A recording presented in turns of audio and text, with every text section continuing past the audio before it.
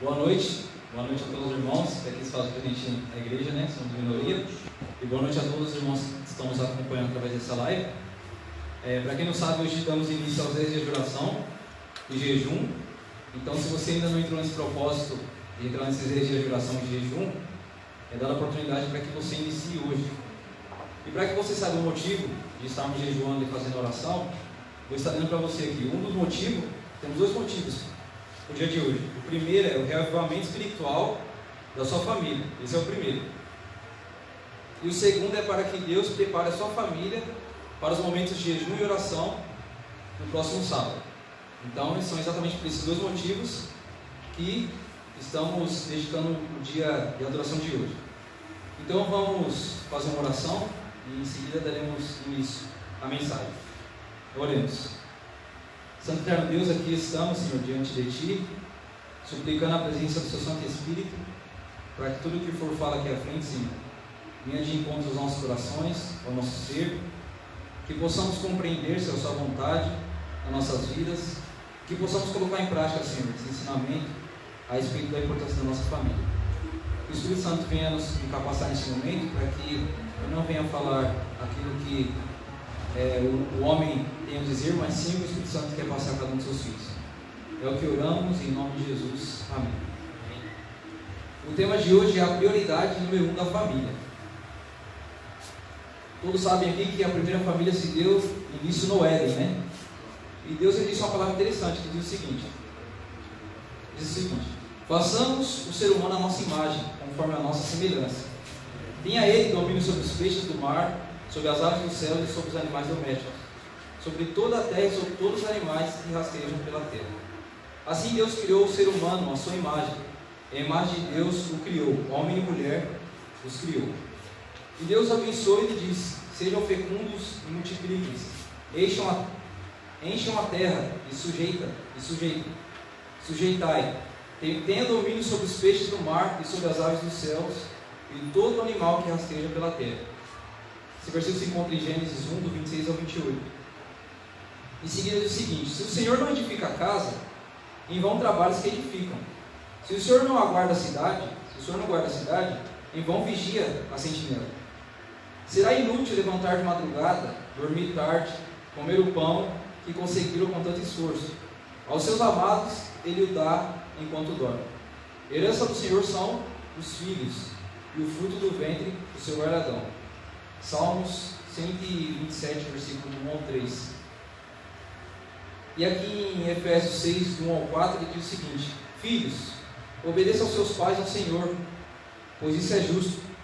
Honra o seu pai e a sua mãe, que é o primeiro mandamento com promessa, para que tudo corra bem com você e você tenha uma longa vida sobre a terra.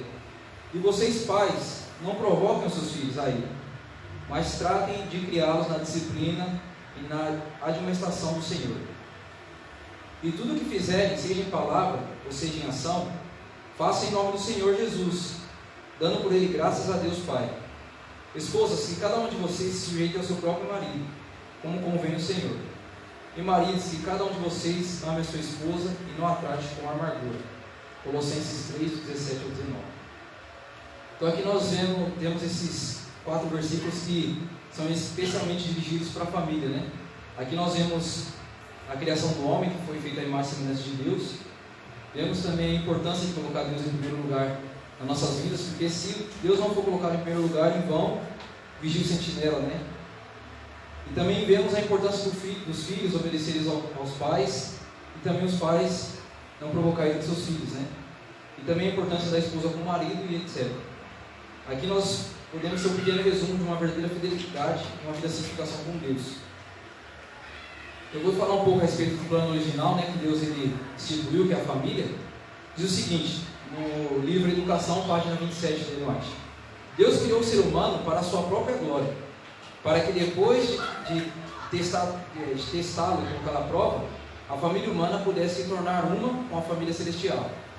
Então nós podemos ver aqui que a vontade de Deus era exatamente fazer com que a família humana fosse exatamente semelhante à família celestial. Era o propósito de Deus repovoar o céu com a família humana. Deus pretende que as famílias da terra sejam um símbolo da família do céu. e os lares cristãos estabelecidos e mantidos de conformidade com o plano de Deus. Contam-se entre as suas instrumentalidades mais eficientes para a formação do caráter cristão e para o avançamento de sua obra. No plano divino de educação, adaptado às condições do ser humano após a queda, Cristo ocupa o lugar de representante do Pai, como elo entre Deus e o ser humano. Ele é que os homens e mulheres, ele é o grande educador da humanidade e ordenou que homens e mulheres fossem seus representantes. E a família era a escola e os pais eram os professores. Educação, página 22. Então nós podemos ver aqui que o plano original de Deus era que o homem fosse exatamente como os anjos, né, no céu, uma verdadeira família. Mas devido à queda, teve que entrar o plano divino, como foi falado aqui, Jesus sendo o pai e a mãe e o pai sendo os professores do lar, né? Mas não só isso, como também não seriam só semelhantes aos anjos em questão da família, né, em si sermos iguais, mas os anjos também visitariam os seres humanos.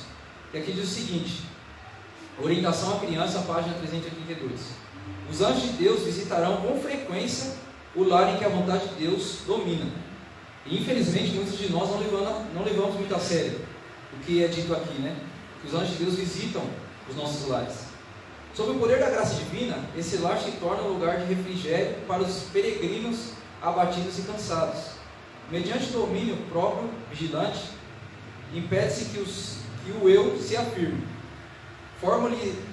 Formam-se hábitos corretos. Há cuidadoso reconhecimento dos direitos do outro. A fé que atua pelo amor é purificada à mente e serve de leme, prescindindo a toda a família. Os anjos de Deus que ministram em favor dos que serão herdeiros da salvação ajudarão vocês a tornar sua família um modelo da família celestial. Amém? Só basta eu e você permitir para que as coisas aconteçam da maneira correta. E o poder para transformar o mundo, que é a juventude, os filhos no caso, a juventude e a infância de hoje determinarão o futuro da sociedade. E o que esses jovens e essas crianças vão ser depende do lar, né? E a falta de interesses eternos estão envolvidos no necessário desempenho dos deveres diários da vida. O mundo não precisa tanto de mentes brilhantes como homens bons, que sejam uma bênção na própria família. O andar de Enoque com Deus não ocorreu em um arrebatamento de sentidos ou visão, mas em todos os deveres da vida diária. Não se tornou um eremita, excluindo-se inteiramente do mundo, pois tinha uma obra a fazer para Deus no mundo. Na família e em suas relações com as pessoas, como esposo, pai, amigo e cidadão, ele foi um servo do Senhor, constante e inabalável. Vidas que falam, página 23. Então nós podemos ver aqui, como foi falar um pouco da vida de Enoque, né? Nós vemos a importância da educação dos pais, né, na vida dos seus filhos. Por quê? Porque os filhos são o quê? O futuro do amanhã. E se os filhos não forem educados da maneira correta, nos princípios bíblicos, automaticamente eles seguirão por um caminho contrário da vontade de Deus. E nós sabemos que os filhos não são culpados 100% por isso, né? Porque os pais, quando eles resolvem ter os seus filhos, eles sabem ainda também a responsabilidade que têm em educá-los e ensiná-los no caminho da verdade. E, infelizmente, os jovens têm caído muito nos prazeres deste mundo, devido à falta de instrução, às faltas dos pais, né? E também à falta de interesse da parte deles. E diz o seguinte, da questão de ter um lar em paz e na igreja. Haja paz no lar e haverá paz na igreja. Então nós vemos aqui que onde começa paz no lar, começa primeiro no lar, na família, para que assim haja paz na igreja. Essa preciosa experiência levada para a igreja será um meio de criar bondoso afeto de uns para com os outros. As brigas acabarão e será vista a verdadeira cortesia cristã entre os membros da igreja. O mundo conhecerá que eles têm estado com Jesus e que dele têm aprendido. Que impressão exercerá a igreja sobre o mundo se todos os membros vivessem a vida cristã? Orientação da criança, página 332. Introduzam a verdade em seus lares para santificá-los e purificá-los. Não a mantenham no pátio exterior, Muitos dos que dizem cristãos são cegos a seus próprios interesses. Deixam de ver completamente o que Cristo faria por eles. Caso fosse admitido em seus lares, esforcem-se os cristãos tão diligentemente por obter a coroa da vida, como as pessoas mundanas se esforçam por obter vantagens terrenas. E a igreja de Deus certamente avançaria com poder. Receberia esse poder, página 141. Então nós vemos aqui que realmente uma vida de santificação, ela não vai só se limitar ao seu lar, mas também aqui na igreja. Como a senhora White disse aqui no final, se todos nós estivéssemos agindo dessa maneira, pode ter certeza que a nossa igreja, o nosso trabalho evangelístico, teria atingido muitas pessoas que, infelizmente, hoje eu e você não tem alcançado. Mas para que isso aconteça, basta eu e você o quê? Colocar Deus como prioridade na nossa vida, para que assim os resultados aconteçam no nosso lar e também aqui na casa do nosso Deus. De boa educação em casa, podemos se responsabilizar pela maior parte das enfermidades de miséria e criminalidade que a humanidade sofre. Se a vida doméstica fosse pura e verdadeira, se os filhos que saem do lar estivessem devidamente preparados para enfrentar as responsabilidades da vida e seus perigos, que transformação o mundo experimentaria? Assim como Abraão, os pais devem de modo especial ver a si mesmos como instrumentos de Deus, para instruir seus filhos a guardar o caminho do Senhor. Precisam buscar as Escrituras com diligência, a fim de saberem qual é o caminho do Senhor, para que possam ensinar a sua casa. E Miqueias diz: o Senhor Deus pede de você que pratique a justiça, ame a misericórdia, ande humildemente com o seu Deus. Miqueias 6:8.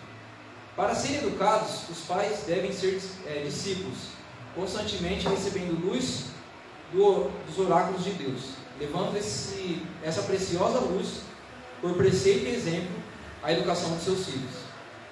Lar Adventista, página 146. Então nós vemos aqui a importância do que?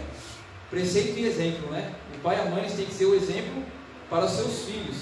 Caso contrário, dificilmente o filho vai ter vontade de querer buscar as coisas de Deus, né?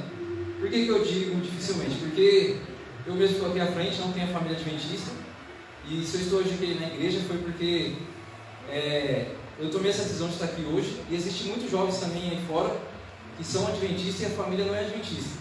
Mas nós sabemos que se o pai e a mãe, que são adventistas, que conhecem a verdade, não educam seus filhos, infelizmente eles escolherão outro caminho a seguir. Ensinar por preceito e exemplo diz o seguinte: os pais devem demorar-se mais no lar, por preceito e exemplo, e devem ensinar os filhos a amar e temer a Deus. Devem ensinar-lhes a ser compreensivos, sociáveis, afetivos e a cultivar hábitos de trabalho, de economia e abnegação, dando aos filhos amor, simpatia e encorajamento no lar. Os pais podem prover-lhes um seguro e prazível refúgio contra muitas tentações no mundo. Pela luz que Deus me tem dado, sei que o esposo e a esposa devem ser no lar sacerdotes, médicos, enfermeiros e mestres, unindo os filhos a si mesmos e a Deus, educando-os para que deixem cada hábito que de alguma maneira prejudique a obra de Deus no corpo, e ensinando-os a cuidar de cada parte do organismo. Então nós vemos aqui a importância do que? Dos pais ensinarem os filhos a ter um relacionamento contínuo com Deus, e também a importância do que? Do comer e beber. Porque se o pai e a mãe não educam o seu filho o que deve comer e beber, o mundo educará o que deve comer e beber, né? Se você deve ser a luz do mundo, essa é a luz que deve brilhar em seu lar. Então, quem tem que ser a luz no mundo? Nós como cristãos, mas o pai e a mãe tem que ser a luz no seu lar. Aqui devem exemplificar as graças cristãs: ser amável, paciente, bondoso e firme. Necessita buscar constantemente a mais elevada cultura da mente e do caráter, como humilde filho de Deus. Aprenda na escola de Cristo. Busque constantemente desenvolver suas habilidades, procedendo da mais perfeita nas ações no lar, tanto por preceito como por exemplo. Deixe que a luz da graça celestial irradie em seu coração, que deve ser a luz do sol no lar. O grande movimento de reforma deve começar com a apresentação dos princípios da lei de Deus aos pais, mães e filhos. Então vemos aqui a importância da lei de Deus, né? Que a lei de Deus ela não tem que só apenas ficar no conhecimento do pai ou da mãe, mas sim tem que ser passadas aos filhos. Atitudes no lar cristão. Os que estimam o Espírito de Cristo manifestarão polidez no lar, um espírito de bondade, mesmo nas pequenas coisas. Mesmo que seja simples, o lar pode sempre ser um lugar em que sejam ditas palavras alegres e sejam praticados atos de bondade, onde a cortesia e o amor sejam hóspedes constantes. Pais, Deus deseja que vocês tornem a sua família uma amostra da família do céu. Guardem os seus filhos, sejam bons e ternos para com eles. Pai, mãe e filhos devem estar unidos pelos elos dourados do amor. Uma família bem ordenada e bem disciplinada é um poder maior para demonstrar a eficiência do cristianismo que todos os sermões do mundo. Então nós vemos aqui que uma família que está unida e unificada com Cristo, ela é maior do que todos os sermões que o mundo pode apresentar. Quando pais e mães compreendem como seus filhos os imitam, vigiarão cuidadosamente toda a palavra e todo o gesto. Então, como fala aqui, quando o pai e a mãe param para perceber que o filho está o tempo todo ali de olho neles, naquilo que eles fazem, comem ou deixam de falar, eles tomam consciência de que, devido à opção que eles tomarem, a decisão que eles tomarem na vida dele, irá afetar futuramente o seu filho. A felicidade de homens e de mulheres e o êxito da igreja dependem de uma grande parte da influência que é apresentada no lar do pai e da mãe. Então, dificilmente, um lar que não é separado e santificado com a presença de Deus, dificilmente na igreja isso dará resultados. Como muitos dizem, né? As crianças às vezes vão para a escola e a criança às vezes é uma criança muito teimosa. E quando chega em casa, continua teimoso, o pai e a mãe têm que dizer o quê? Na escola você não tem aprendido nada, na escola você não tem ensinado como você deve agir, mas sabemos que a educação não começa na escola, a educação começa em casa. Os professores, eles não têm que ensinar o seu filho a fazer aquilo que é certo e que é correto. A responsabilidade de ensinar o filho é do pai e da mãe, não dos professores. Mas infelizmente muitos têm colocado isso em mente, de que os professores têm que educar os filhos, né, como devem agir. E nós sabemos muito bem que não é dessa maneira que funciona. Eu pedi para que vocês abram a Bíblia de vocês, no livro de Mateus 6:33, que aqui Deus vem falando um pouco a respeito sobre quem devemos priorizar em nossas vidas, para que assim o lar seja um lar completo, para assim as coisas fluam da maneira correta, de acordo à vontade de Deus. Mateus capítulo 6, versículo 33. É um versículo conhecido por muitos, mas sempre é bom a gente ver, porque assim faz com que inculque nas nossas mentes a importância de Deus na nossa vida. Diz o seguinte: busque, pois, em primeiro lugar o reino e a sua justiça, e todas essas coisas vos serão acrescentadas. Então, de acordo com a palavra de Deus, em primeiro lugar, Deus. Em primeiro lugar, relacionamento contigo com Deus, para que assim as coisas deem certo no seu lar, porque caso contrário, as coisas não darão certas. Outro versículo também que diz aqui a respeito, está em Provérbios, muito conhecido por todos, Provérbios 22, versículo 6. Provérbios 22, versículo 6, que diz: ensine a criança no caminho que deve andar, e ainda quando for velho não se desviará dele, né? Então nós vemos a importância do pai e a mãe educar o seu filho no caminho da verdade, porque se um momento da sua vida ele sair dos caminhos, o Espírito Santo vai tocar na mente dele para que ele se lembre de onde ele precisa voltar, que é para a presença de Deus, amém? Amém. Então nós vemos aqui a importância de buscar Deus em primeiro lugar e também de ensinar os seus filhos. E aqui em Deuteronômio capítulo 6, vem aqui nos dando uns exemplos, aqui nos dando conselhos a respeito de como os pais devem agir com os filhos. Deuteronômio capítulo 6, do versículo 6 ao 7. Como vimos em Mateus, primeiro, buscar Deus em primeiro lugar e ensinar os filhos no caminho da verdade, para que eles não se desviem jamais desse caminho. Deuteronômio capítulo 6, versículo 6 ao 7, diz o seguinte: essas palavras que hoje te ordeno estarão no teu coração, tu a inculcarás a teus filhos, e delas falarás sentado em tua casa, andando pelo caminho, ao deitar-te e ao levantar-te. E o 8: também as trarás como um sinal na tua mão, e te serão frontal entre os olhos. Então nós vemos aqui o conselho bíblico aqui o quê? O pai e a mãe têm em mente a importância da palavra de Deus. Como diz aqui no versículo 8, também as trarás como um sinal na tua mão, e te lembrarás, e serão por frontal entre os olhos, né?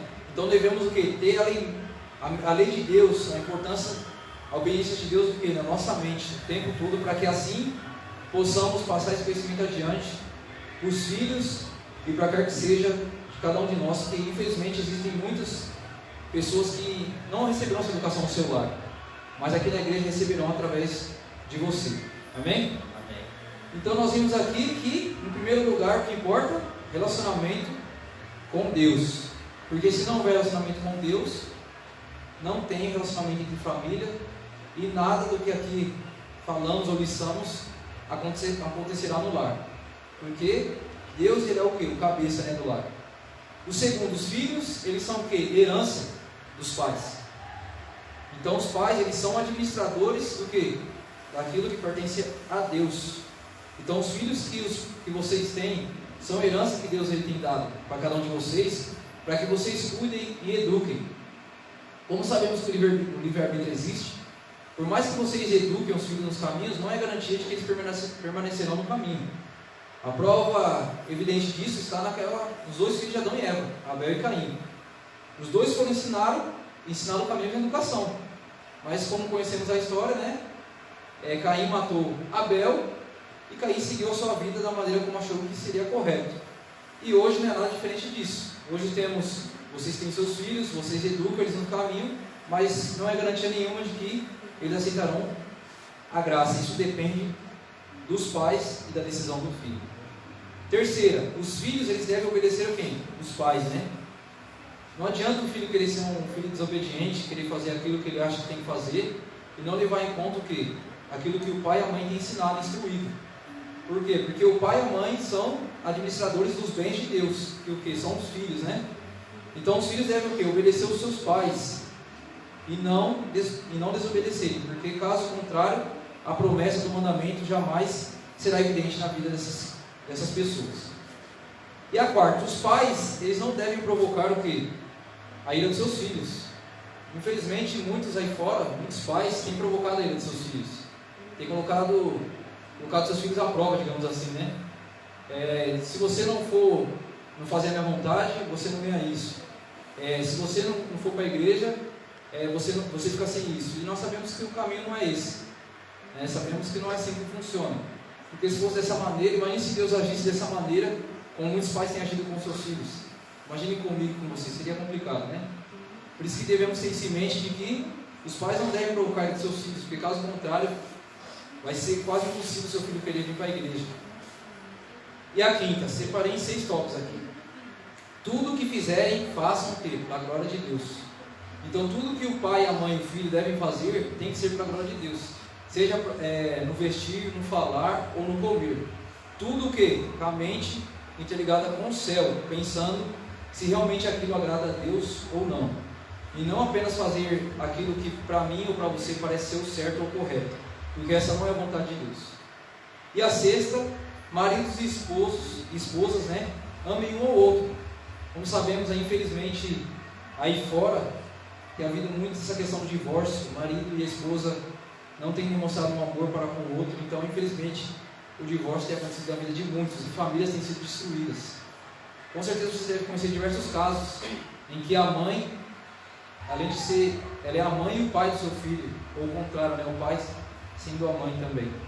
E não é da vontade de Deus que isso aconteça. Por quê? Porque Ele instituiu a família para que eles estejam unidos e não separados. Para aqueles que já estudaram um pouco a respeito do livro de Mateus, vocês sabem bem que Jesus ele disse que não foi da vontade de Deus que existisse o quê? O divórcio. A vontade de Deus era que o homem e a mulher se unissem e permanecessem unidos para o resto da sua vida. Mas devidamente à desobediência do homem, né, Moisés ele criou o quê? O divórcio. E infelizmente muitas famílias têm sido destruídas por até motivos às vezes que não tem cabimento, né? E Satanás tem se alegrado por isso. Por quê? Porque se a família é destruída, automaticamente todos são afetados. O marido, a esposa e o filho. Se todos são afetados, fica mais fácil para que Satanás ele possa cumprir a sua vontade na vida dessas pessoas. Eu não sei se eu estou falando para alguém que está pensando em se divorciar, mas coloque em primeiro lugar Deus na sua vida. Procure fazer a vontade de Deus antes de tomar qualquer decisão oportuna, para que o inimigo não venha prevalecer sobre a sua vida. Porque a vontade de Deus não é essa, como disse aqui. Deus ele criou a família para que a família se mantenha unida e não separada. Então, que você busque fazer a vontade de Deus hoje ou agora. Porque se você não colocar isso na sua cabeça, amanhã ou depois pode ser tarde. Então, primeiro, busque o seu relacionamento com Deus. Porque se não houver relacionamento, as coisas no lar dificilmente darão certas. Então, primeiro Deus, na minha vida e na sua, para que assim os frutos venham a seguir na minha e na sua vida. Que você possa, como disse aqui, priorizar a pessoa de Jesus na sua vida, priorizar o estudo da palavra de Deus, o estudo da lição da nossa sabatina e o estudo do estudo de profecia. Nós temos todos os meios necessários para que tenhamos uma vida de santificação, mas isso depende da minha e da sua atitude e da minha força de vontade e da sua. Então, busque primeiro Deus na sua vida para que assim o seu lar seja um lar restaurado e fortificado com a presença do Espírito Santo. Que Deus ele te abençoe, que Deus abençoe cada um dos irmãos que se fazem presente. Hoje começa os 10 dias, vamos até o dia 18, quer dizer, até o dia 27. Então, permaneça conosco. Neste momento vamos ter uma mensagem musical, que Deus possa falar poderosamente ao seu coração.